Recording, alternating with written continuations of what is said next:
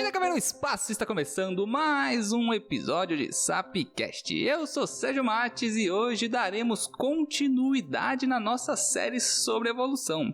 E para começar o episódio, vou começar com um dilema aí, galera. Quem veio primeiro? O ovo ou a galinha? Ou melhor, para esse episódio ficar melhor, né? O RNA ou o metabolismo? E para falar sobre isso com a gente hoje temos aqui... Que é o Henrique, de novo. Dessa vez o Paulo não tá livre, mas a gente tá aí pra ajudar o pessoal. É isso aí também. A Uba, que é o Reinaldo. E, bom, tem um grande pensador que uma vez ele falou, sabe as palavras, eu gostaria de explicá-las, que é: a vida me ensinou a nunca desistir, nem ganhar, nem perder, mas procurar evoluir. O cara meteu um Charlie Brown no começo do episódio. Escrevi explicar. Tirar tudo que tem. Tirar as coisas boas que eu já fiz. Cara, pior que quando falou da pauta de evolução, eu só conseguia rodar essa música na minha cabeça o tempo todo. Tá certo. E por fim, também... Novamente, Sara, como é bom estar de volta e só sei que nada sei. Tá certo, galera. E então vamos começar o episódio de hoje. Eu acho que passou aí... Tava falando com o Rei. Faz 7 meses desde o primeiro episódio do Sapcast de evolução. E agora vamos dar início, né? Continuidade à série de evolução, né? Antes de fazer um breve resumo do que a gente falou antes, né? Fica o questionamento de novo pra vocês aí. Galera, quem que veio primeiro? O ovo ou a galinha? Quem der a melhor resposta ganha um cupom de desconto. Cara, eu sempre aprendi que não tem essa questão de o ovo ou a galinha que veio primeiro. Teoricamente, é o ovo, mas por quê? Ou é a galinha? Calma. O ovo. Mas ó, é porque assim, imagina que você tinha um bicho que era uma quase galinha. Aí essa quase galinha botou um ovo de uma quase galinha que nasceu uma galinha. Então, quase frango. É muito errado fazer essa pergunta, porque a evolução ela não acontece dessa forma, né? Acontece, Sérgio. Acontece. É algo linear. Por isso que linear, não existem mais macacos, porque os macacos evoluíram e nasceram os humanos, entendeu? Ah, tá. Fez todo sentido biológico. Todo sentido biológico. Então, gente, assim, só pra entender no episódio, a gente tem que lembrar uma coisa bem importante. A evolução não é algo linear, não é um Pokémon que vai acertar certo ponto e vai evoluir pra uma coisa completamente diferente. Ela é uma coisa que vai acontecendo em fases que vão se convergindo e retrocedendo e avançando ao mesmo tempo, com recombinações genéticas e um monte de coisa que a gente vai explicar ainda nos próximos episódios, que não vem ao caso nesse aqui, sobre a linha da evolução. Mas é bem importante lembrar de que esse conceito de que quem veio primeiro ou como evolui as coisas não é de forma linear, então já vamos deixar bem claro aqui no início do cast, antes da gente se aprofundar mais sobre quem veio primeiro, o RNA ou o metabolismo. Uma coisa que deixa isso claro, que a evolução não é linear, é simples. É só você parar pra pensar que quando lança um sabor novo de macarrão instantâneo, o macarrão instantâneo tradicional não deixa de existir. Cara, faz sentido. Caralho, faz sentido. Caralho, velho, da onde você tirou isso? Mas tudo bem. Eu acabei de pensar, faz sentido, velho, boa. Caralho, isso foi genial. Vou colocar no meu livro. Pensamentos de um jovem pensador. Já às vendas. Esse é o nome do seu livro, Pensamento de um Jovem Pensador. É isso aí. Ah, tá, depois dessa a gente vai pro recadinho e já volta.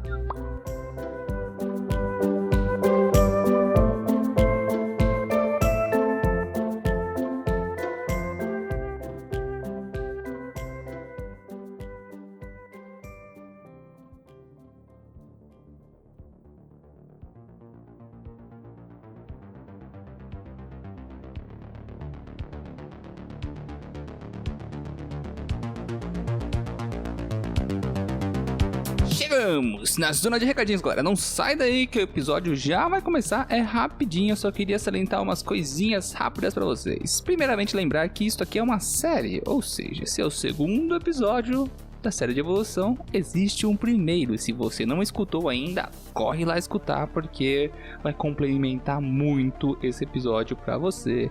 Também lembrando que isso é um episódio de biologia, e o que tem nos episódios de biologia tem a Sarinha aí, nossa querida participante em todos os episódios de Sapcast de Biologia, né?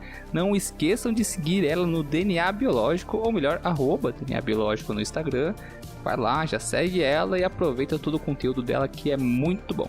Também lembrar vocês que temos nosso site www.sapciencia.com.br e lá você encontra o quê? Você vai encontrar todos os nossos episódios de Sapcast, assim como acesso a todas as nossas redes sociais, que é muito importante você seguir a gente. Por quê? Porque além de ter posts super interessantes e divertidos todos os dias para você curtir, também vai estar a par quando lançar um episódio novo de Sapcast. É isso mesmo, galera. Então já segue a gente nas redes sociais também. E através do site não é só isso que você encontra não, tá, galera? Também tem a nossa lojinha, que nos ajuda muito a financiar esse projeto. Comprando qualquer item lá, o dinheiro vai ser convertido diretamente para o projeto. Assim como, se você gostar muito, você quer nos apoiar de forma mensal, a gente pode dizer que a gente tem um Apoia-se, um sisteminha de financiamento coletivo mensal. É como se fosse uma assinatura. Você vai lá no apoia.se/sapciência, é só a partir de R$3 você já está ajudando muito por mês. R$3 por mês, galera, é um passe de ônibus, menos que isso, menos que um café por mês, na real, mano. Você pode estar ajudando muito esse projeto, mas não precisa ajudar se não quiser, tá? É só se você quiser e se você puder, obviamente já vai estar ajudando muito. Mas se não puder fazer nada disso, você pode estar compartilhando esse episódio, apresentando esse programa, esse projeto para alguém que não conhece ainda, porque a gente está nessa batalha do dia a dia de tentar trazer a ciência de forma divertida, informativa e simples para todo mundo. Então, tamo junto, galera, é isso mesmo, e eu acho que chega de lenga-lenga e vamos ao que interessa.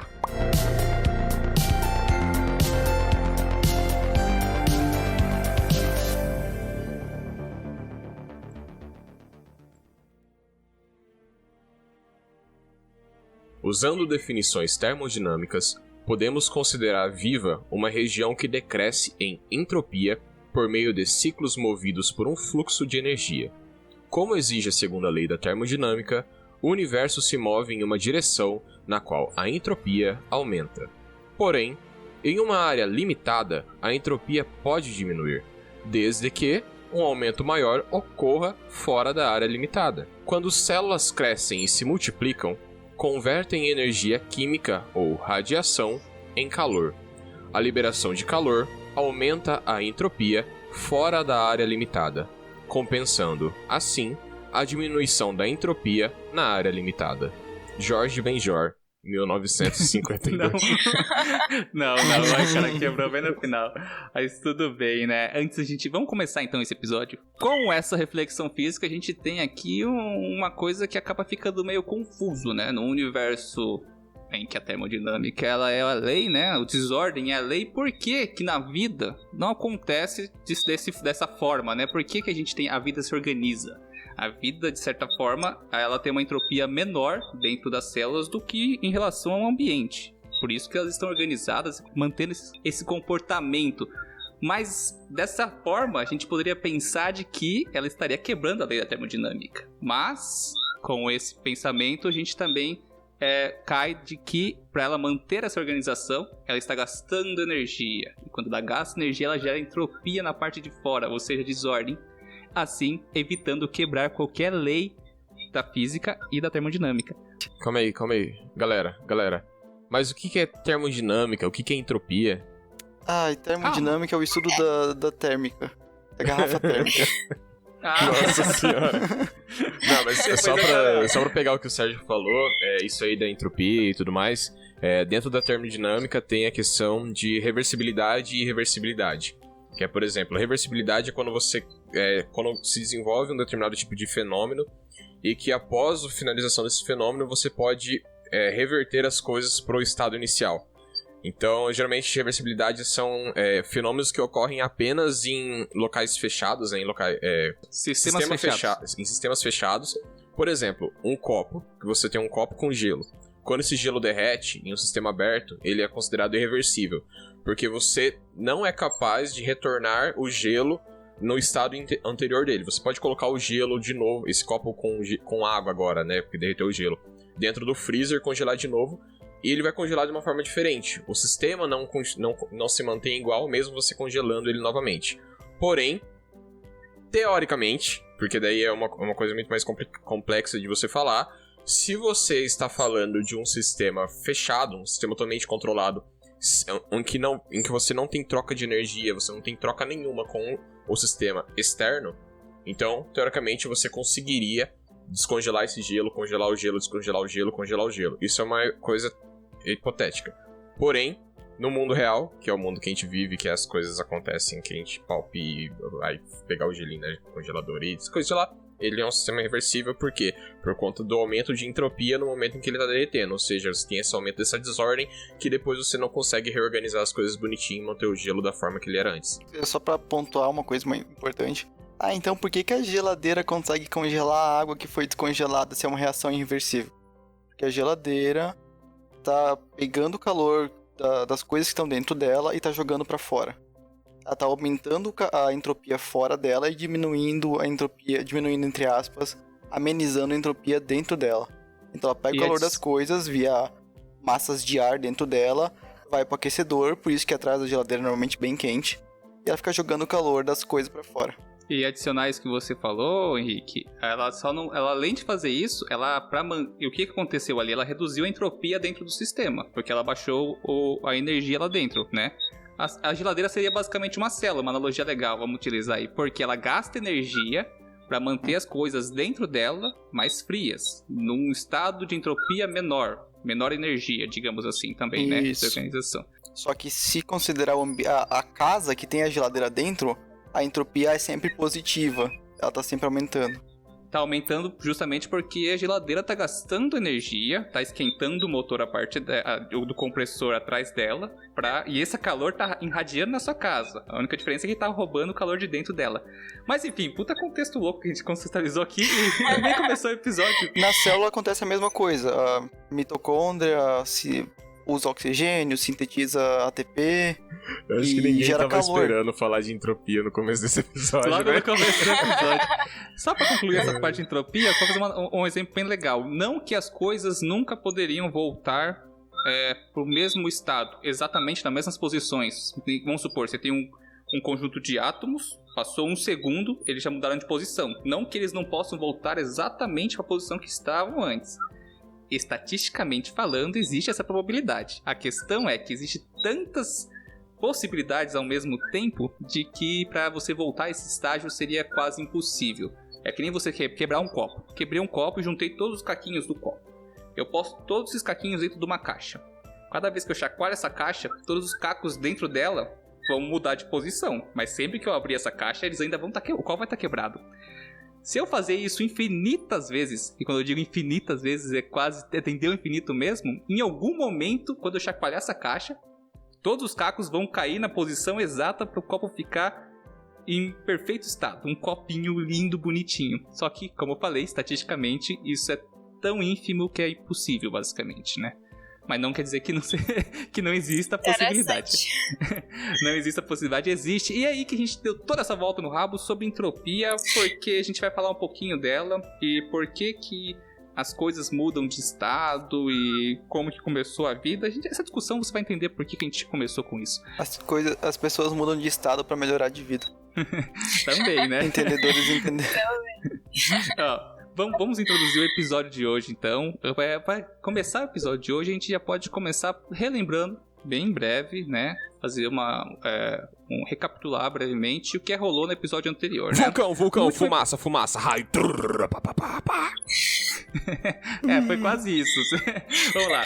No último episódio da série da evolução, que a gente falou de como a vida poderia ter surgido, a gente acabou abordando diferentes teorias, desde a biogênese até a biogênese, assim como falamos também da sopa primordial e da sopa cósmica. Agora que a gente já sabe como a vida pode ter surgido, ou melhor, como os tijolinhos, né, que são as moléculas e macromoléculas que deram origem à vida podem ter surgido, nesse episódio aqui a gente vai dar mais um passo na história da vida, na história da evolução e vai tentar entender como que esses tijolinhos se organizaram e continuam organizados em um universo em que a entropia é lei, né? A gente estava falando dela até agora e deu toda essa contextualização de como uma probabilidade tão ínfima das coisas se organizarem, né, num sistema entrópico, e essa coisa aconteceu de fato, né, como a gente chegou na vida. Hoje a gente já sabe que as moléculas que compõem a vida, de certa forma, são até corriqueiras no universo, né? A gente fala bastante disso no primeiro episódio, de como elas aparecem, de como elas surgem através de reações químicas inorgânicas e dão origem a moléculas orgânicas. Isso acontece em todo lugar, tanto nas condições da Terra primordial, quanto nas condições espaciais, né? Que seria a teoria da sopa cósmica, como a gente também conversou. Mas daí fica um questionamento. Após essa organização da vida, a gente sabe que ela acabou se organizando tanto que a gente está aqui. Só que para a vida existir, a gente pode dividir 2 pontos. Metabolismo e replicação. Então ela tem que fazer o seu metabolismo para dar energia para si mesmo e crescer e proliferar. E a replicação para passar esses genes à frente e acontecer todo o sistema de seleção natural e evolução que a gente conhece, né? Mas aí vem a questão. Quem veio primeiro, né? Que é o questionamento lá do começo do episódio, na abertura. O metabolismo ou a replicação? Quem surgiu primeiro? E aí a gente chega nessa incerteza da vida do universo e tudo mais. Porque, afinal, hoje, quando a gente fala de replicação celular, por exemplo, sabemos que o RNA e o DNA estão envolvidos no processo, mas também sabemos que muitas proteínas e maquinários metabólicos também estão envolvidos nisso. Então, como o RNA poderia ter vindo antes do metabolismo? Mas aí caímos no mesmo problema. O maquinário metabólico é derivado de informações presentes no genoma do organismo. Todas as proteínas presentes no metabolismo estão intrinsecamente ligadas aos genes. Portanto, não haveria maquinário metabólico sem um código genético pré-existente para que seja traduzido. Enfim, gente, o episódio acabou. Essa foi a resposta. Tchau. E falando um pouco, como a gente já discutiu essas ideias lá no episódio anterior sobre evolução, é importante lembrar que lá nós falamos da sopa primitiva, né?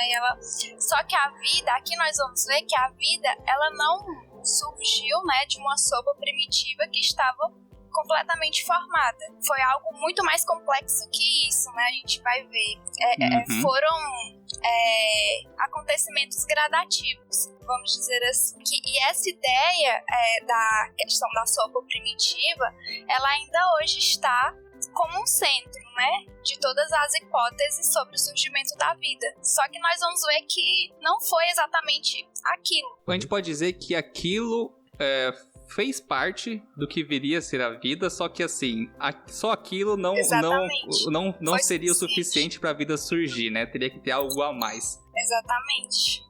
A gente vai entrar aqui no primeiro tópico, que é replicação primeiro. Escute, uma coisa que a história nos ensinou é que a vida não pode ser contida. Ela se libera, ela se expande a novos territórios e atravessa barreiras dolorosamente, talvez perigosamente, mas é isso aí. Bom, como já dito pelos nossos grandíssimos companheiros que estão presentes aqui, né? Replicação primeiro, metabolismo primeiro. São as 2 partes aí que a gente vai dividir a continuidade aqui do nosso querido podcast, né? Bom, ordem nesse tribunal, porque no final temos um julgamento para ver quem é o culpado e ver quem é o real antecessor, né? Mas falando sério, começando a partir da replicação primeiro, a gente vai falar de uma hipótese chamada mundo de RNA. Essa hipótese, embora tenha sido primeiramente utilizada, né, esse nome, mundo do RNA, tenha sido primeiramente utilizado pelo Walter Gilbert em 1986, ele já havia aparecido em alguns locais antes, em alguns livros, e outros autores já tinham citado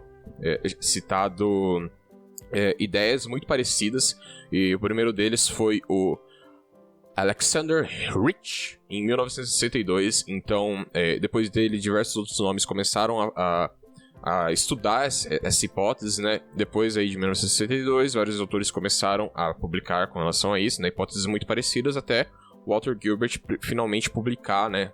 Dando esse nome de mundo de RNA.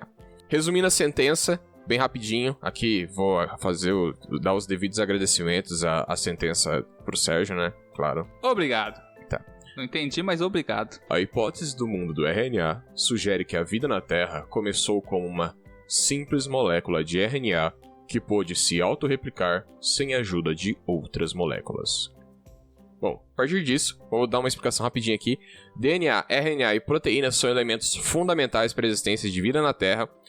O DNA sendo responsável por armazenar todas as instruções referentes à construção dos seres vivos, de bactérias a elefantes, ou seja, ele é, para o corpo humano, o que uma receita seria para um bolo ou uma lasanha. Gostei. Tô com fome. Mas tá certo. E as proteínas Uma são boa responsáveis analogia. por conduzirem as reações químicas necessárias para manter a célula viva. Porém, quando falamos do RNA, temos que levantar algumas coisas. Recentemente, considerava-se o RNA pouco mais do que um mensageiro entre o DNA e as proteínas, carregando instruções através do RNA mensageiro para a construção dessas proteínas. Porém, o RNA pode fazer muito mais. Ele pode conduzir as reações químicas, assim como as proteínas, e carregar informações genéticas, assim como o DNA. E, como o RNA pode exercer essas duas funções, a maioria dos cientistas acredita que a vida, como a conhecemos, começou em um mundo de RNA, sem DNA nem proteína. E isso é uma coisa que eu não lembrava, mas existe caso que você pode criar DNA a partir da RNA. Fala aí. Caralho, maluco. Bom, mas aí surge aquela dúvida, né?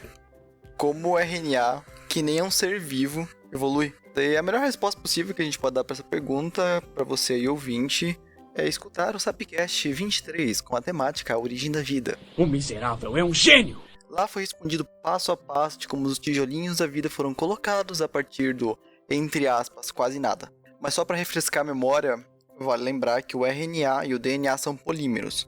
E caso você não saiba, polímeros são um conjunto de moléculas iguais ou semelhantes, ligadas em cadeia, uma do ladinho da outra, sabe?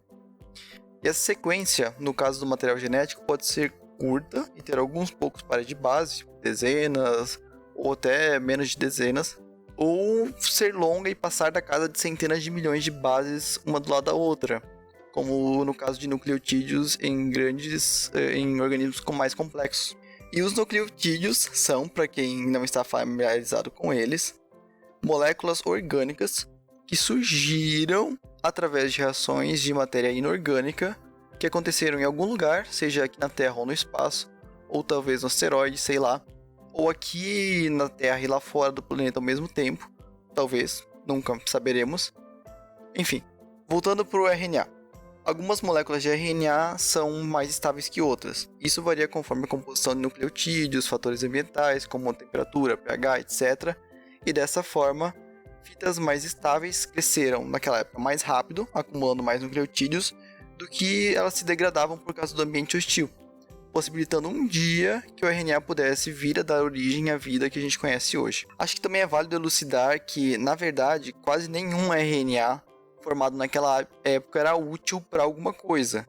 Eles eram apenas moléculas boiando em uma poça qualquer no planeta, mas sem importância nenhuma, não sintetizavam nada, não faziam nada, não serviam para nada, eram só moléculas aleatórias. Mas as importantes eram aquelas únicas ou aquelas pouquíssimas que conseguiram se autorreplicar, criaram uma sequência que era capaz de se autorreplicar, criando cópias muito próximas dela mesma, dando início, enfim, ao processo evolutivo que a gente conhece mais a fundo. Esse finalzinho aqui a gente já vê a similaridade do processo da evolução do RNA, né, colocando aspas aí, com a evolução que a gente tem hoje, com a seleção natural. A gente vai ter diferentes organismos ali do mesmo grupo, né, vamos supor. Organismos, RNA. Diferentes organismos que estão a fins das condições ambientais, né, e assim eles são selecionados. Mesma coisa, como o Henrique falou agora. O RNA estava ali, organizando-se de forma aleatória. Alguns eram mais estáveis que outros. Alguns conseguiram essa característica de se replicar. E os que não conseguiram foram ir embora, né? A gente chega em um ponto bem interessante sobre essa hipótese do mundo de RNA, que é a autorreplicação. E esse processo, como o Sérgio falou, ele vai estar relacionado diretamente com a seleção natural. Porque uma vez que uma molécula autorreplicadora ela foi formada, algumas variações desses replicadores primitivos, eles teriam feito um trabalho melhor do que o outro, né? Ao se copiarem, produzindo, vamos dizer assim, descendentes. Então, aquelas que se replicassem e perdessem essa função, elas seriam eliminadas, né? De acordo com a seleção natural, não atendia, né, a ideia central da seleção natural. Já as que conseguiam se sobressair, fazendo cópias de si mesmo e fossem capazes de se replicarem, aumentando o tamanho, a quantidade e, consequentemente, a sua variedade, elas seriam bem-sucedidas, né? Atenderia à seleção natural. E sim, qualquer semelhança com a evolução moderna que você viu até aqui não é mera coincidência. E isso, ao longo dos milhões de anos, nessa corrida de moléculas autorreplicantes, nós podemos citar as mutações, que foram importantíssimas, né, para esse processo, o aumento da complexidade em decorrência da seleção natural, né, as moléculas mais adaptadas elas iam evoluindo, né, tornando-se cada vez mais complexa. E aí você terá o surgimento, a partir dessa ideia, o surgimento de novos maquinários, né? Maquinários de replicações cada vez mais eficientes. E aí a gente cita a união de fitas para aumentar a estabilidade do DNA e também a capacidade de sintetizar outras moléculas que iriam ajudar na replicação, fornecendo energia a essa reação, né? As proteínas. Então, com toda essa complexidade que eu citei, de pouco a pouco, novas estruturas elas estavam sendo formadas e se desenvolviam, né, tornando-se cada vez mais complexas, para chegar ao que hoje nós conhecemos como célula. E aí, para ter um possível exemplo, que é a hipótese, nós estamos trabalhando com hipóteses, os ribossomos eles são compostos por RNA ribossômico e proteínas. Só que o RNA ribossômico, acredita-se, né, possivelmente ele evoluiu muito antes das proteínas ribossômicas.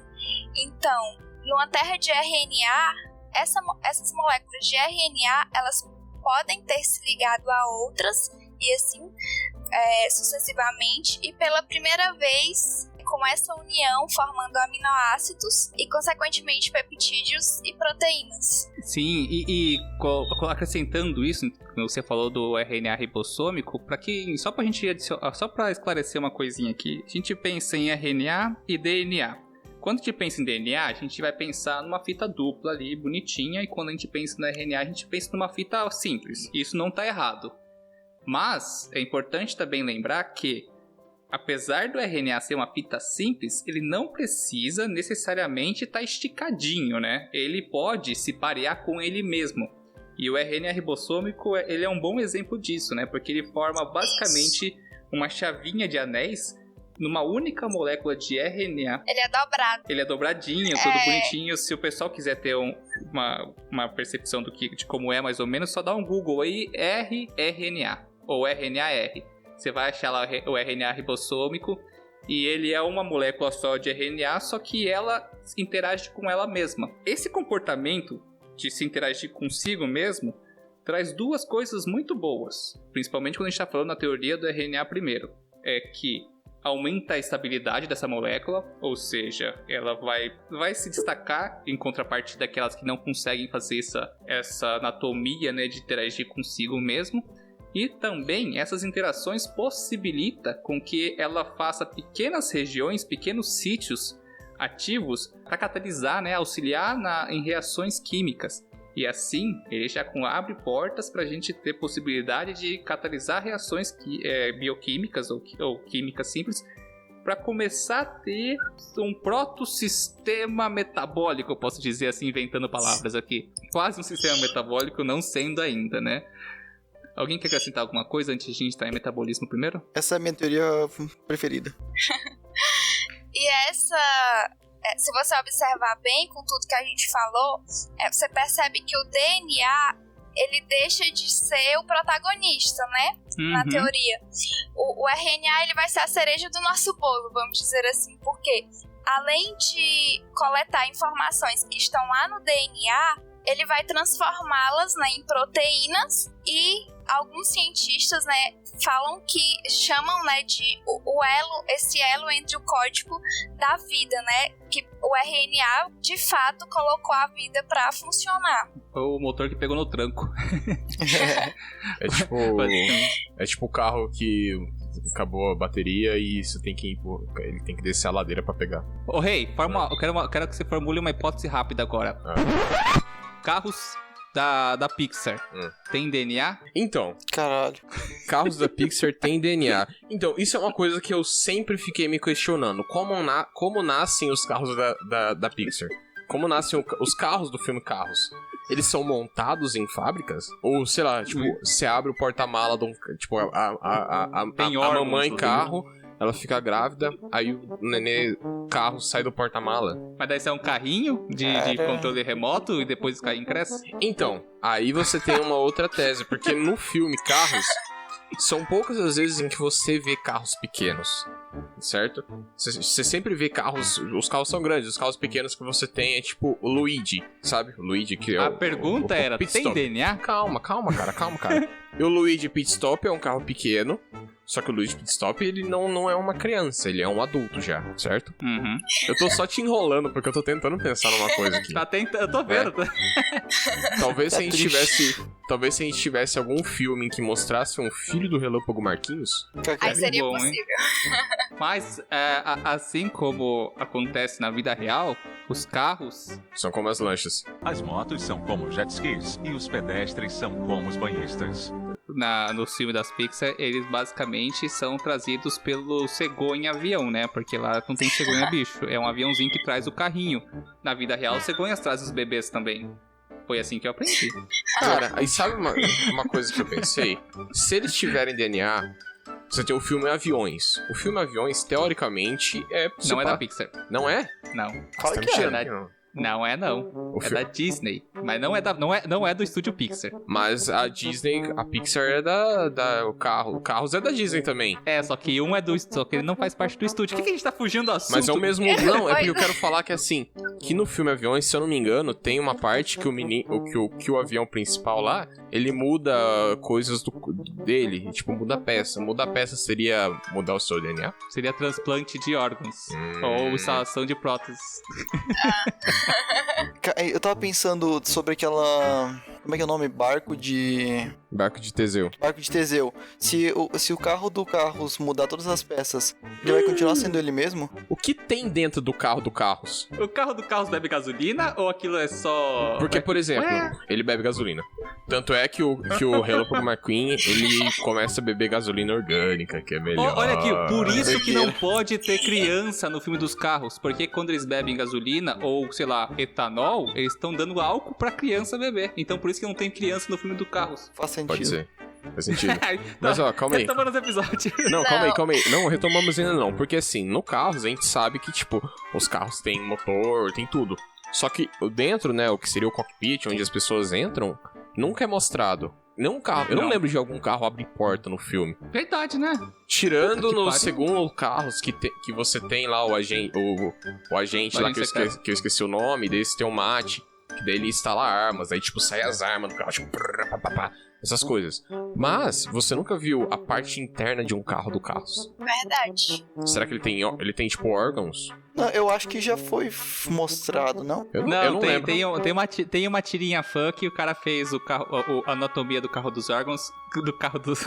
Carro dos órgãos. Dos É que eles têm um órgãos carro do que transporta carro. os órgãos.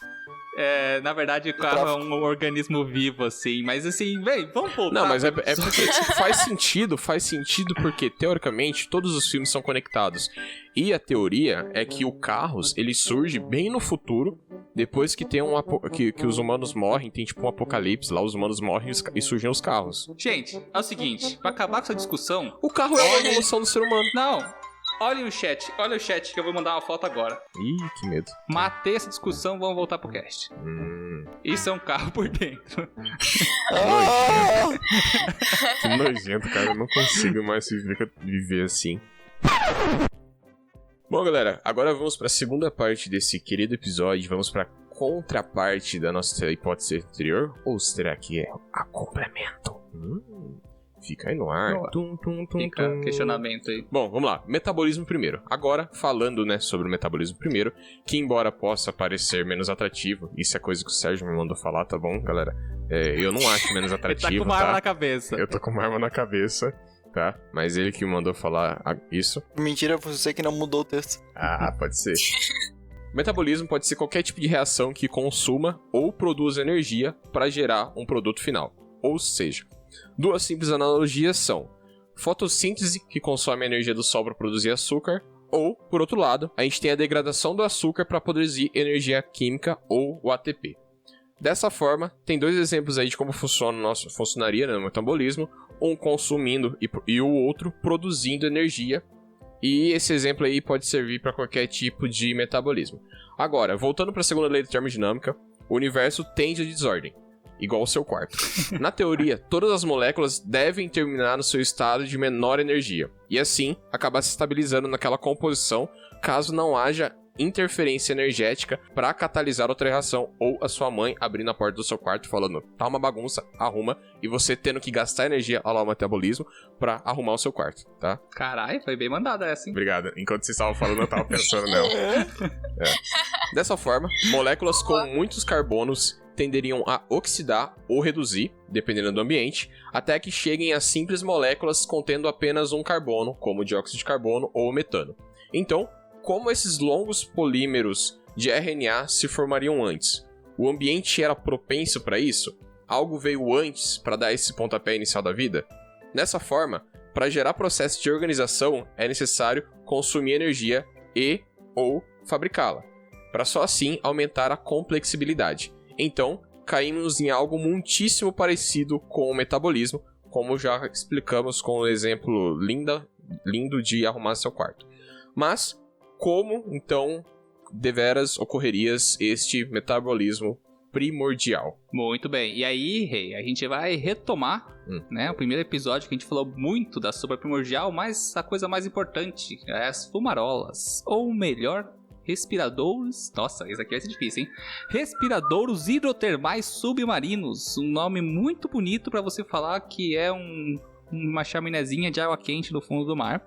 Que são basicamente fontes de água do mar que vão penetrar o solo profundo, né? E chegando lá no fundo do solo vai entrar em contato com fontes vulcânicas, né? Veios vulcânicos. Quanto mais profundo você vai, maior aumenta essas quantidades de atividade vulcânica e essa água vai superaquecer.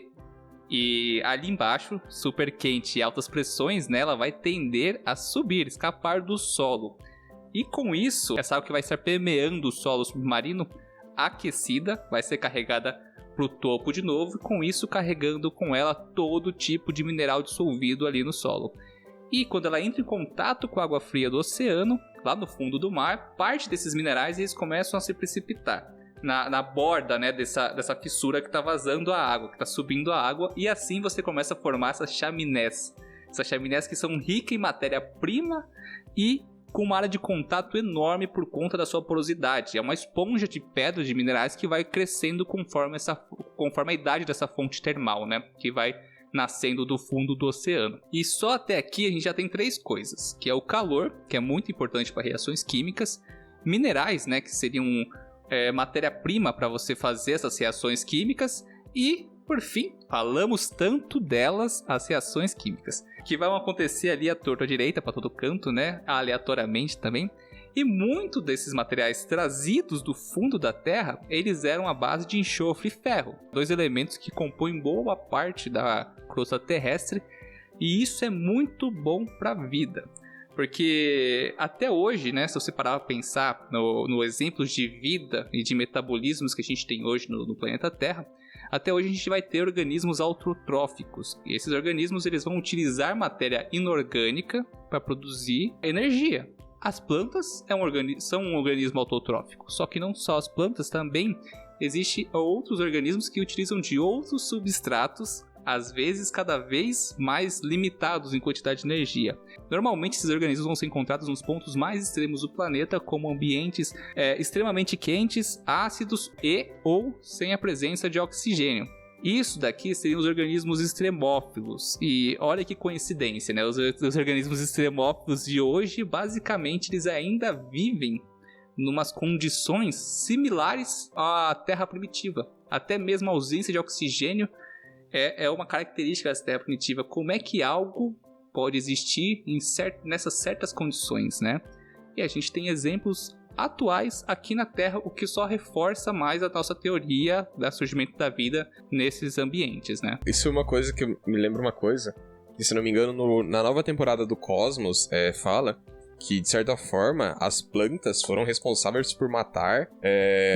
Primeira extinção em massa. A primeira extinção em massa foi causada pelas plantas. Não foi as plantas, foi cianobactérias que fizeram a fotossíntese. Mas ela causou aí, né, por conta o oxigênio, no caso, pra eles era venenoso e acabou cagando com a galera. Loucura, né? É loucura de pensar isso. Antes de ter o oxigênio, os organismos não tinham moléculas para evitar superóxidos, né? Que é, por exemplo, hidróxidos e ozônios e outros óxidos afins, né? Outras moléculas à base de oxigênio.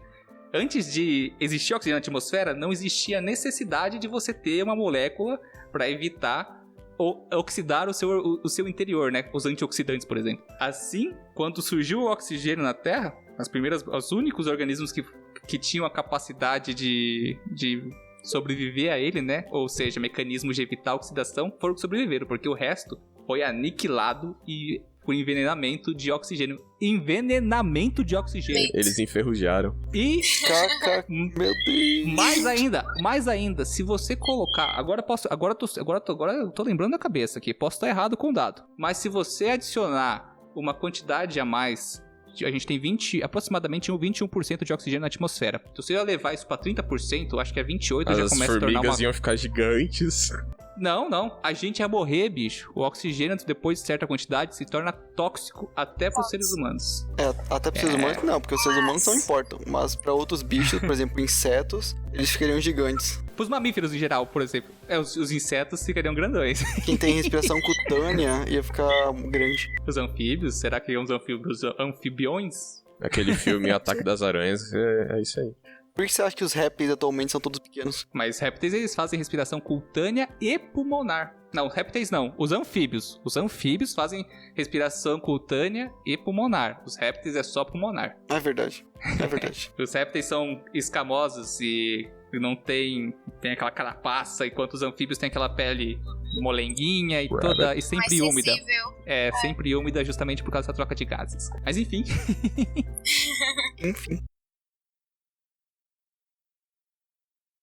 E aí, como o Sérgio já falou, né, existem metabolismos fermentativos que, apesar de produzirem muito pouca energia comparado com os metabolismos oxidativos, esses tipos, né, de metabolismos, eles nos mostram hoje que a vida é possível mesmo em ambientes extremos, né, que foi os extremófilos citados. Ainda a gente tem presença, né, desses micro-organismos que sobrevivem ao extremo. Mas como assim? A gente não está falando de uma vida ainda, mas sim de um ser não vivo, né? Um organismo não... assim como no mundo RNA gerando RNAs que se replicavam e cresciam, nós temos aqui um modelo semelhante em condições também semelhantes. E ambos podem ser considerados organismos não vivos, ou seja, eles vão apresentar características do que seria ainda a vida, mas não tem o que é necessário para ser a vida. Aqui a gente cita os cristais, né, que também fazem parte desse grupo, porque os cristais, eles apresentam uma semelhança, né, eles têm tudo a ver, na verdade, com o metabolismo, porque crescem em um ambiente saturado e quando se fragmentam, eles vão continuar a crescer e se proliferar. E, curiosamente, o metabolismo também possa ter feito a mesma coisa. As reações químicas básicas, como moléculas inorgânicas e orgânicas, né, misturadas, elas podem ter gerado cadeias peptídicas pequenas que estariam agarradas nos poros da argila e na argila dessas fumarolas ricas em compostos químicos. Então, algum desses peptídeos, eles podem ter sido capazes de catalisar reações simples, né, para obter os elétrons e assim aderir outro aminoácido na sua cadeia. E aí a gente pode observar uma reação simples, né, na oxidação, que vai ter os compostos do sulfeto de ferro mais o sulfeto de hidrogênio e vai liberar o sulfeto de ferro 2 hidrogênio e 2 elétrons, que podem ser utilizados para promover reações químicas. Sim. Então, basicamente, a gente ia ter as fumarolas, né? Cheias de poros para todo lado. E esses poros, eles têm corrente de água quente passando por elas. A água quente que está carregando também vários compostos químicos dissolvidos nela. Vamos supor que nessa atmosfera, vamos lá, vamos trabalhar com hipóteses novamente, porque a gente nunca vai saber.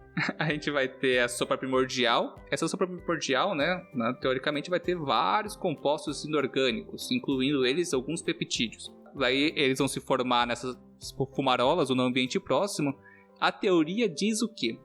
Esses peptídeos, né, que seriam pequenos conjuntos de aminoácidos que se uniriam de forma aleatória, se agarrariam na argila desses poros das fumarolas, e com essa corrente de água passando, sendo liberada o tempo todo, ou seja, calor e matéria-prima, matéria inorgânica, tendo acesso ali, várias reações químicas simples, né, de pouca energia podem ter acontecido, principalmente entre essas o sulfeto de ferro, o sulfeto de hidrogênio, e assim algumas reações químicas podem vir a acontecer e podem também promover, de certa forma, uma reação química que vai ser utilizada por esse peptídeo para que ele possa aumentar, para que ele possa capturar outro peptídeo solto no meio. Dessa forma, ele vai fazendo reações químicas simples, lembrando que ele não foi programado para isso, ele vai acontecer de forma aleatória, assim como a gente falou do RNA, que aconteceu vários e alguns se destacaram, aqui é a mesma coisa. Só que a gente está indo em contrapartida que um veio primeiro e o outro veio depois e vice-versa, né? Basicamente, ele conseguiria fazer reações químicas no meio, absorver certa quantidade de energia dessas reações químicas e utilizar essa energia para aumentar de tamanho. E aumentando de tamanho, certo momento ele vai se fragmentar e vai parar em outro lugar e vai ter o mesmo comportamento de aumentar de tamanho novamente, e assim ele está uma replicação. E quando a Sarah falou dos cristais, é muito louco para pensar nisso. Mas cristais são quase seres vivos, gente. Uma pedra de cristal de quartzo é quase um ser vivo. Por quê? Se ele está no ambiente saturado da sua própria composição, né? Para quem não sabe o que é saturado, é quando não tem mais como dissolver algo em um solvente, né? Se ele está no ambiente saturado, a matéria-prima que compõe aquele quartzo vai continuar a crescer, a agregar nesse quartzo, né, esse cristal, e vai fazer ele crescer. Se você quebrar uma lasquinha dele e colocar em outro ponto, se tiver nesse ambiente saturado, ele vai crescer da mesma forma, só que isso é um processo de milhares de anos. Mas é interessante para pensar nessa comparação, que eles têm o mesmo comportamento de algo que seria vivo, só que ele ainda não é um ser vivo, né? Então a gente pode falar de organismos não vivos. Eu não sei se alguém já fez, tem um experimento simples que se faz em casa. Você pega, coloca um monte de açúcar dentro de uma panela, bota um pouquinho de água, faz aquela calda de açúcar, coloca dentro de um frasco de vidro, pega um barbante, molha ele nessa calda e bota uns grãozinhos de açúcar, polvilha por cima, e bota o barbante dentro da calda. Deixa uma semana. Quando você tirar, vai estar cheio de cristais grandes, onde tinha aqueles grãozinhos de açúcar, que é justamente o açúcar saturado do meio, se solidificando em cima dos outros cristais, ou seja, ampliando. Eles estão realmente crescendo um em cima do outro de maneira espontânea. E isso que o Sérgio queria dizer. Dá pra fazer em casa, quem quiser tentar, é só fazer. Com açúcar, é muito fácil. Açúcar, água e um barbante, você faz esse experimento e dá exatamente o que a gente tá falando aqui. É estranho isso ter me dado fome? Você quer chupar um barbante de açúcar Não, porque agora. Eu comi o açúcar quando fiz o experimento depois. Então.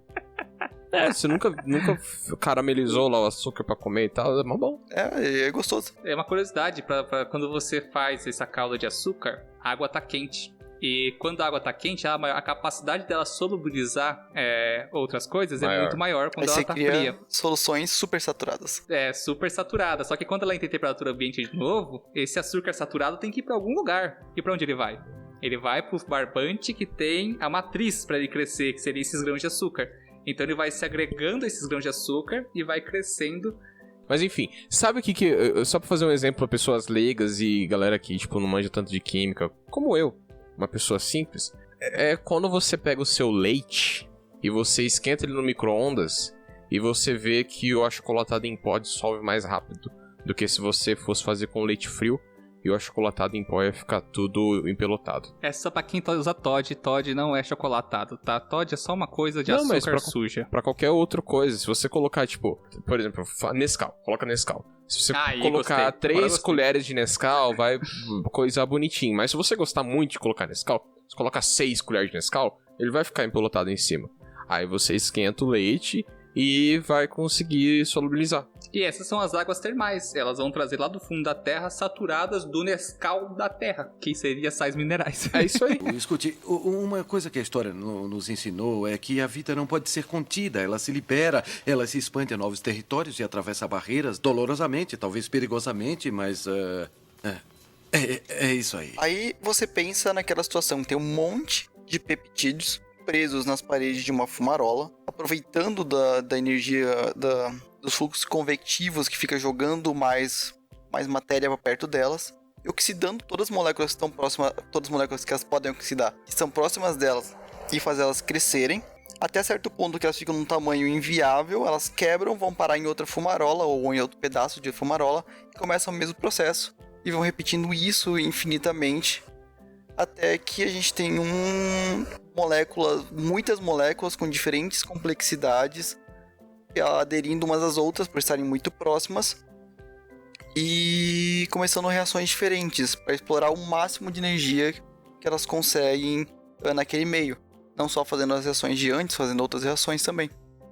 E depois de muito tempo, muita sorte, muito acaso da vida, pode ser que esses peptídeos mais complexos acabem parando dentro de uma bolinha de gordura, formando finalmente os primeiros coacervados não vivos, que seriam estruturas com esses peptídeos que conseguem gerar energia para crescer e criar peptídeos similares, ou seja, peptídeos autorreplicantes. E a partir de agora elas puxam matéria-prima do meio externo para dentro da bolinha de gordura do coacervado, oxidam a matéria e quando já não tem mais nada para ser oxidado, elas simplesmente jogam os dejetos fora, escapam da bolinha de gordura. E partindo de compostos inorgânicos e orgânicos agora, e já temos uma sopa primordial mais complexa soltos no meio, pode ter promovido a complexidade nessas moléculas primordiais coacervados, que algum dia, por acaso, viesse se tornar a vida primitiva da Terra. Aí pode ser que junte as duas teorias, que é o que o Sérgio falou, que acontece em paralelo. A teoria do RNA está acontecendo simultaneamente com a do metabolismo peptídico, e por acaso elas se encontraram dentro de uma bolinha de coacervado, e daí surgiu a vida na Terra. E se as reações energéticas estivessem ficando muito restritas para um produto determinado, como A ou B, a gente nunca teria tal complexidade. Mas em algum momento, essas moléculas geraram uma cadeia de reações cada vez maior.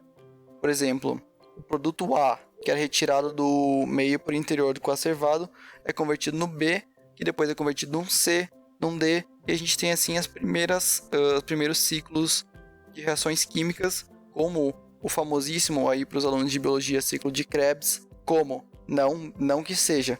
E a gente consegue ter uma similaridade muito próxima com o que acontece na vida atualmente, que é exaustivamente fazer reações químicas para extrair todos os produtos que a gente consegue de uma matéria-prima até a gente ter só um resquício da matéria original que já não consegue mais ser oxidada e para formar outras matérias importantes para a célula. E daí é por isso que essa é uma teoria bem interessante, porque ela lembra muito as rotas metabólicas que a gente tem atualmente, que são cíclicas, como a bicicleta de Krebs, ciclo das pentoses, ciclo das xiloses, riboses e por aí vai.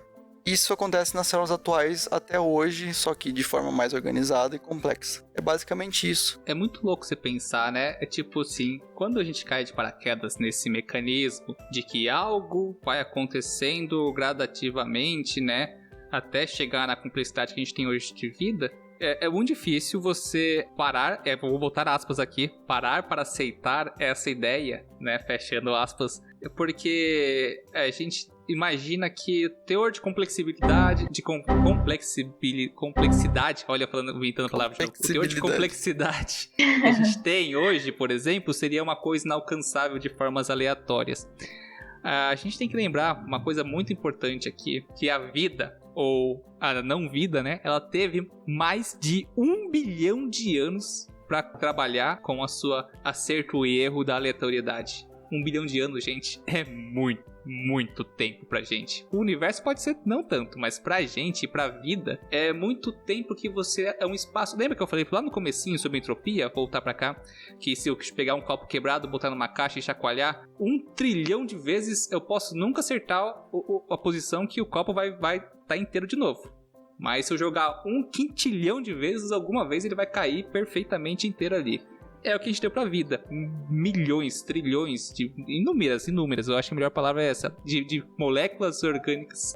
Gente, é aquela história de se você tiver infinitos macacos com uma máquina de escrever, algum deles vai escrever todas as obras de Shakespeare. E tem esse ponto também, não é só uma célula fazendo isso durante 1 milhão de anos. São infinitas milhões, bilhões de coisas acontecendo ao mesmo tempo que podem vir a gerar isso. É, muito louco, né? E outra coisa, só pra terminar a minha linha de raciocínio, quando a gente fala de quem veio primeiro, a gente vai chegar nesse questionamento agora, que foi a pergunta que o Henrique fez pra gente lá no começo, mas só antes de a gente estar nesse questionamento quem aconteceu primeiro, RNA ou o metabolismo? Da mesma forma que o RNA pode ter aumentado a sua complexidade, fazer reações químicas básicas e aderido outras moléculas do meio para aumentar sua estabilidade e complexidade a ponto de fazer as primeiras proteínas e assim elas deram origem às proteínas. Ou o mecanismo vice-versa. As proteínas começaram a fazer essas complexidades e a chegar a ponto de fazer coacervados e também tinha ali riboses no meio e pentoses para a gente captar do meio, começar a fazer os primeiros nucleotídeos e também gerar RNAs e assim fazer um mecanismo de armazenamento e replicação de informação ali. Pode ter acontecido também. Mas também pode ter acontecido ao mesmo tempo e isso convergido, como o Henrique citou.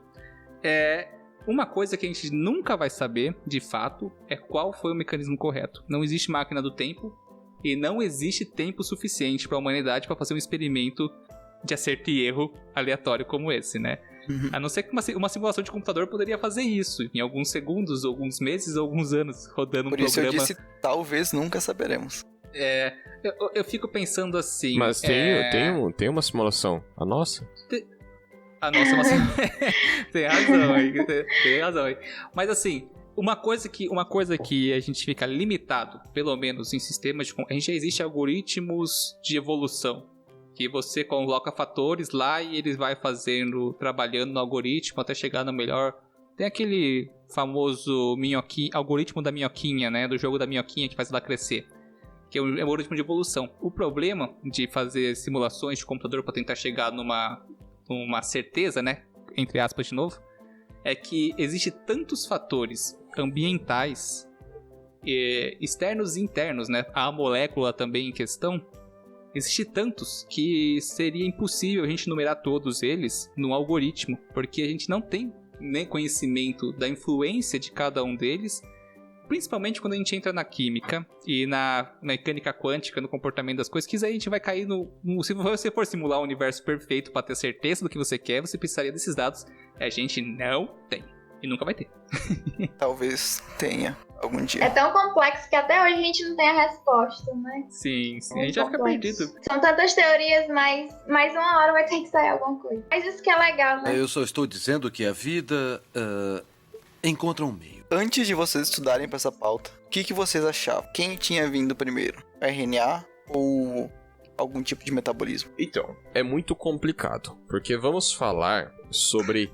Vai rolar a gente de novo. Não, eu só quero saber, eu quero a resposta calma aí. direta, assim. Vamos falar sobre um bolo. O RNA, ele faria o papel do DNA, então ele seria a receita. E o metabolismo, ele faria o papel do forno. Tá. Entendeu? Eu tô pegando Um depende do outro. Um depende muito do outro.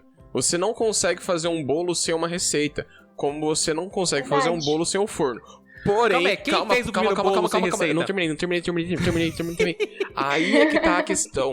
Você consegue fazer um bolo sem uma receita. Ele pode ser um bolo bosta, provavelmente, mas você consegue. Assim como você consegue fazer um bolo sem um forno. Ele vai ser um bolo bom? Não. Mas vai ser um bolo meio líquido. Mas, sei lá, enfim. Entendeu? Mas vai ser um bolo. Pode cozinhar ele perto de um vulcão, né? Então, de certa forma, tem essas duas... Mas ele vai precisar de calor, entendi esse raciocínio. Mas vai precisar de calor, e o Henrique já falou também. Aí você tem as fumarolas, olha só. Seriam panquecas, então. É. Porque você Se você consegue fazer uma panqueca, por que não fazer uma panqueca? Depois você faz um bolo. Hey, eu tô surpreso porque essa analogia fez sentido pra caralho agora, hein? Cara, eu tava quietinho no coisa, não é porque eu tava assistindo um campeonato de CS que tá acontecendo aqui agora. É porque eu tô pensando nessas coisas. Agora eu quero a reflexão da Sarah em relação a isso aí, que da pergunta do Henrique. Essa pergunta é bem reflexiva. No início, eu chutaria o metabolismo. Não sei, eu acho que por conta, né, da gente depender totalmente do metabolismo pra questão de realizar processos e tudo mais. Só que, após, né, a nossa discussão, eu acho que os dois surgiram basicamente juntos, vamos dizer assim. Foi o que o Henrique falou lá dos coacervados. Então, um depende totalmente do outro, né? Porque quando já estava lá formado, como é que essas células iriam se desenvolver? Então, ela precisava do metabolismo. Então, teve que evoluir. Alguma coisa aconteceu. Provavelmente, eu chuto os dois, né? Pode ser que o RNA... Alguns cientistas defendem a ideia de que o RNA tenha surgido primeiro. Não sei. Enfim, mas eu acredito que ao mesmo tempo os dois foram se formando, evoluindo. E assim sucessivamente. Só pra fazer minha reflexão também relacionada a essa pergunta. Antes de fazer a pauta, né? De estudar pra pauta, tinha aquela conceito. Eu nunca parei pra pensar de fato quem veio primeiro. Só pra começar essa conversa, assim, né? Eu nunca tinha parado pra pensar quem veio primeiro, porque na minha cabeça era uma coisa conjunta. Mas daí, quando eu fui pesquisar a pauta, ficou o questionamento, né? E essa analogia do rei é muito boa, do bolo. Foi bem feita. Porque, realmente, você pode fazer um bolo sem uma receita ou pode fazer um bolo sem um forno. O problema é que não vai ser um bolo legal, vai ser um bolo bosta. A não ser que daí, conforme o tempo, você vai por acerto e erro, melhorando esse bolo até o ponto em que você faz um puta bolão de cenoura com cobertura de chocolate e o pessoal fica tarado, mano. E pra pensar agora na pergunta, quem veio primeiro entre metabolismo e RNA? Pra mim, antes de fazer a pauta, essa coisa, eu nunca tinha parado a pensar, então a resposta é, não sei. Agora, depois de ter feito a pauta e ter entendido um pouquinho, estudado um pouco sobre os dois pontos, eu voto muito mais no RNA primeiro, cara. Porque hoje a gente já tem reações químicas, ainda tem reações químicas catalisadas por RNA. E de certa forma, o RNA tem apesar de que hoje é tratado com grandes aspas, como mero transportador de informação, foram rebaixados.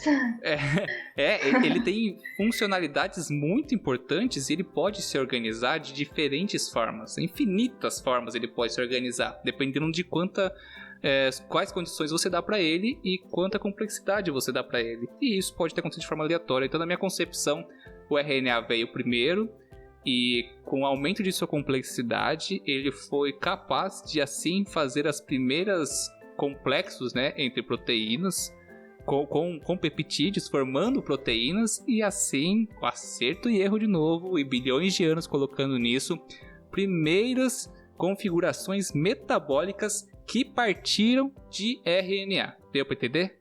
Sim.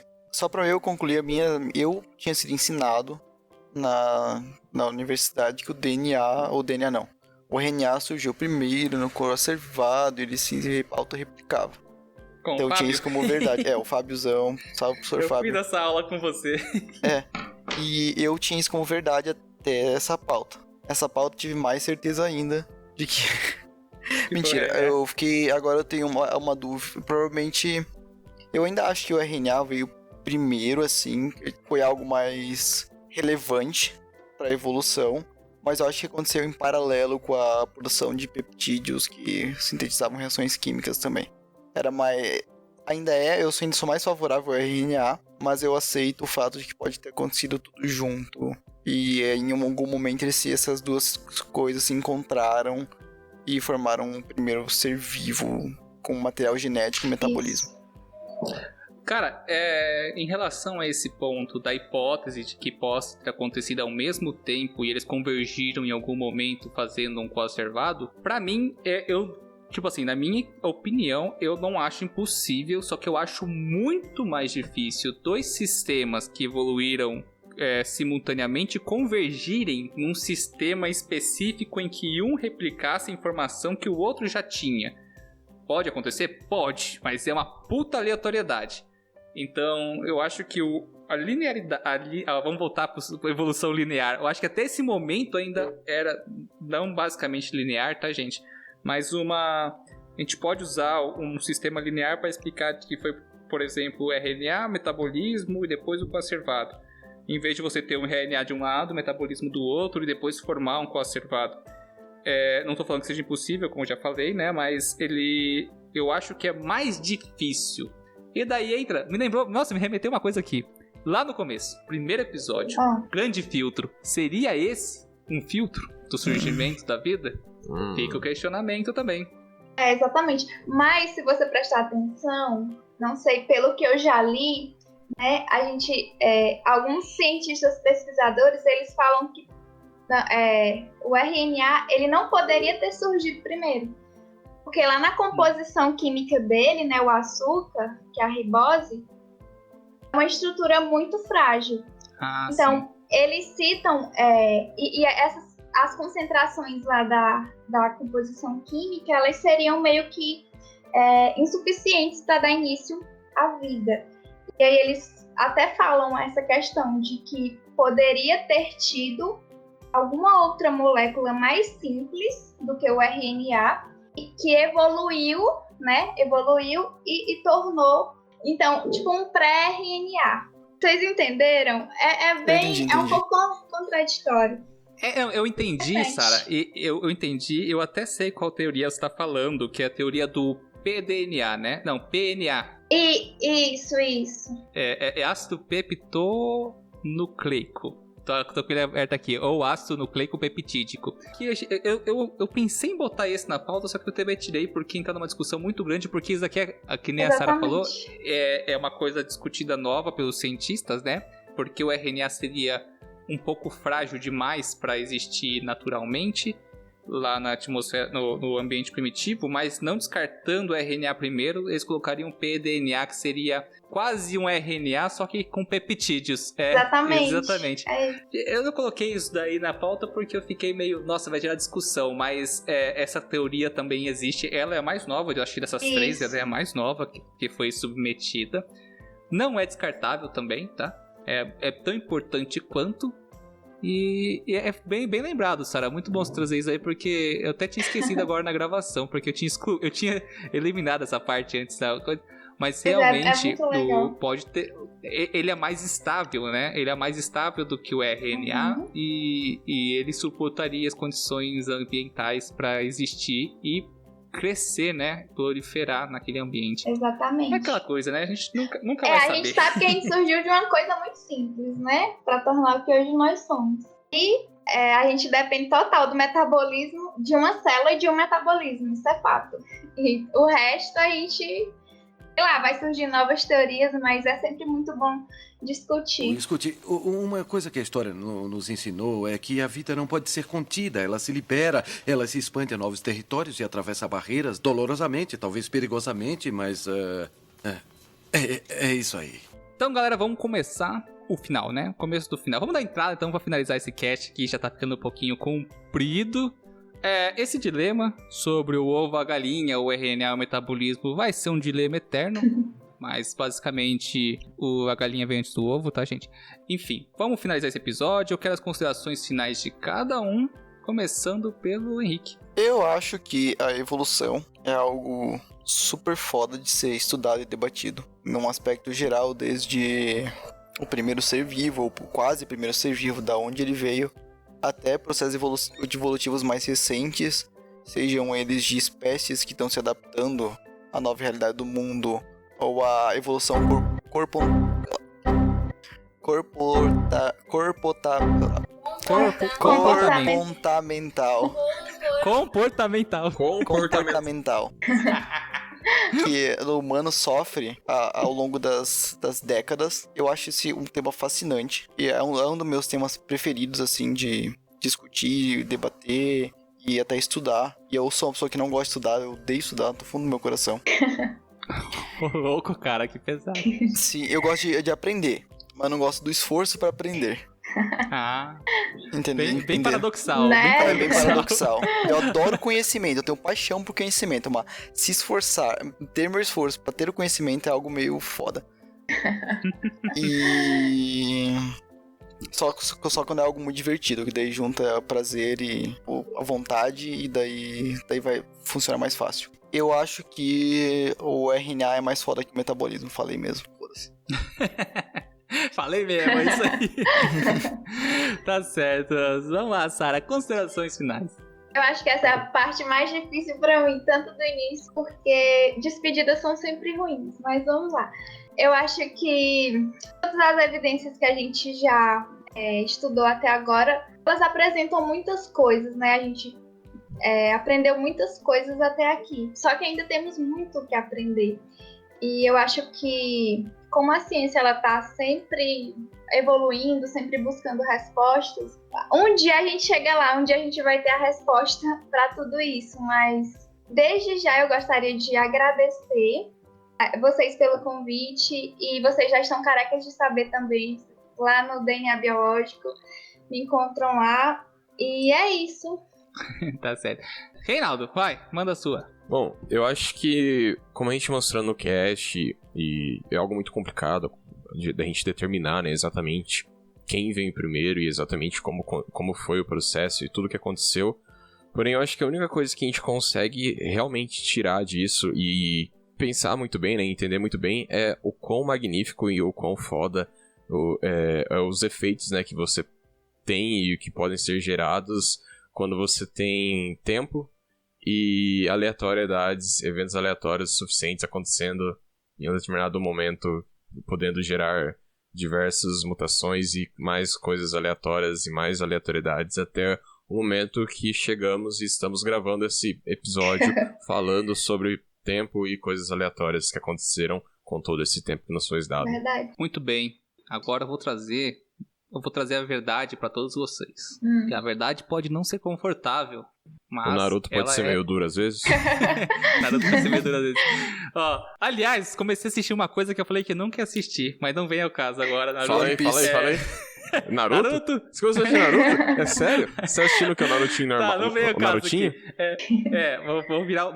Vou virar Naruto Boy aqui, mas assim, ó. Uma coisa que eu percebi, eu até coloquei a piadinha no roteiro, que é assim, quando eu fiz aquela piadinha de que qualquer semelhança com a evolução moderna não é mera coincidência, fica um questionamento na minha cabeça aqui. Essas duas hipóteses, do RNA primeiro, do metabolismo primeiro, apesar de ser hipóteses, não existe confirmação nenhuma, mas ambos foram teorizados muito bem, de certa forma, de que eles são, mesmo antes de serem coisas vivas, são muito parecidos com a teoria da evolução, né, com a seleção natural moderna que a gente conhece. Acerto e erro, o que se destaca prolifera, mutações causam mudanças e aumento de complexidade. É a mesma coisa para ela pensar. Daí fica naquela sombra de que a gente usa o que nos é familiar para formular novas ideias, a ponto de que elas não são tão novas assim, né? Daí fica toda a questão, será que realmente essas são as hipóteses mais bem aceitas e mais atrativas até o momento, até como tudo na ciência, o que não é comprovado cientificamente como hipóteses ou teorias mais complexas, elas podem ser refutadas ou adicionadas algumas informações ali ou outra, então a gente não vai ter concepção nenhuma. Mas a verdade dolorosa que eu quero trazer para vocês aqui hoje é que não foi nem o RNA que veio primeiro e nem o metabolismo. Foi um bebê gigante, pelado e branco que subiu no monte e jogou um ácido preto nele mesmo. Quem lembra desse filme? Não. Nunca vi. Como os dois não estávamos prestando atenção, ó, fica aí ouvintes. Você tá falando de Prometheus aí? É. Eu sei que era Prometheus, eu só fiquei embasbacado por você tá falando de Prometheus, porque você odeia a referência a Prometheus. Nunca vi. Prometheus. Não Prometheus nada, velho. Você odeia Prometheus, velho. Um bebê gigante pelado subiu no monte, jogou um ácido preto nele, derreteu, e daí isso deu origem à vida na Terra. Essa é a vida na Terra de Prometheus. E essa é a verdade, gente. E com isso eu resolvido o problema. Resolvi o problema da humanidade e faço minha jogada. E, gente, muito obrigado pela participação de todos. Ouvintes, Tem o primeiro episódio também da evolução. Caso você não tenha escutado, você está errado de chegar até aqui sem ter escutado ele. Então, por favor, volte lá e escute. Sigam a Sarah no DNA Biológico. Sigam o Sapiens também, se você só é um ouvinte ávido e não segue a gente nas redes sociais.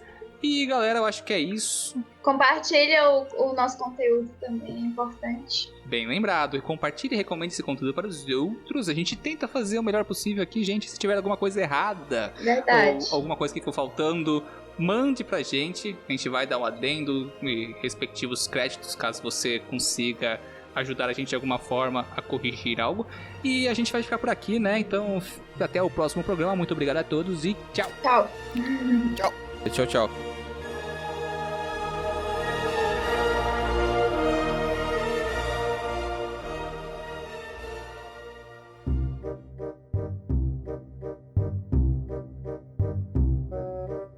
Essa parte eu apaguei a parte que eu tinha reescrito, então por isso você vai ver que tá igualzinho a sua, tá, Sérgio?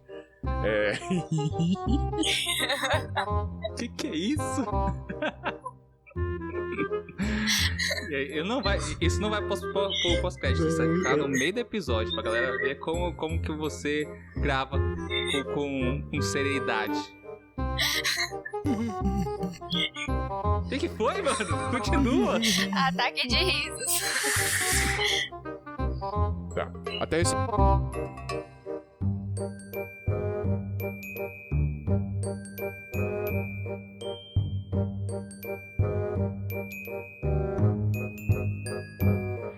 Ei, puxa mentira aí. É verdade, galera, acabou mesmo. Pode ir embora. Eu não estou aqui pra corresponder aos seus desejos, Sérgio. Mas, bom, não tá? Não. Só deixa eu abrir a minha pauta aqui. Eu tava só acompanhando você por enquanto.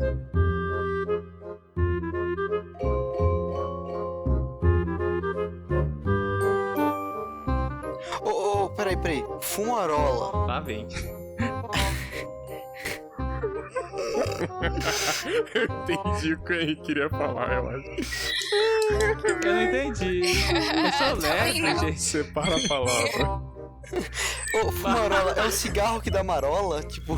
Não, então a gente pensou coisas diferentes. Tá. Ó, vamos lá. Sem brincadeirinha, sem corta essa pensamento de duplo sentido. É, isso que eu tinha pensado. Sem duplo sentido aqui, a gente vai ter... Dantescos.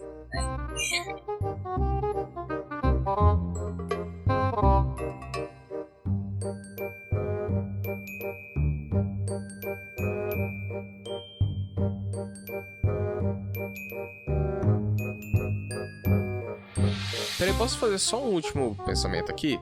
Porque eu falei que daí do bolo do forno, que você precisaria do forno, aí tem lá. Mas também você pode fazer um bolo levando ele no micro-ondas, que seria aqueles bolinhos de caneca, sabe? Eu esqueci o nome agora. Cupcake. Bolo de caneca. Cupcakes. Ou... o bolo de caneca, vamos brasileiro. Ou você também pode fazer bolo levando na geladeira. O que seria a geladeira? Era do gelo. Sabe aquela coisa aí que você falou, Rei? Um bolo feito no micro-ondas é basicamente aquele fungo que surgiu em Chernobyl e come radiação. Stonks. Fica aí, tchau, gente. Fui.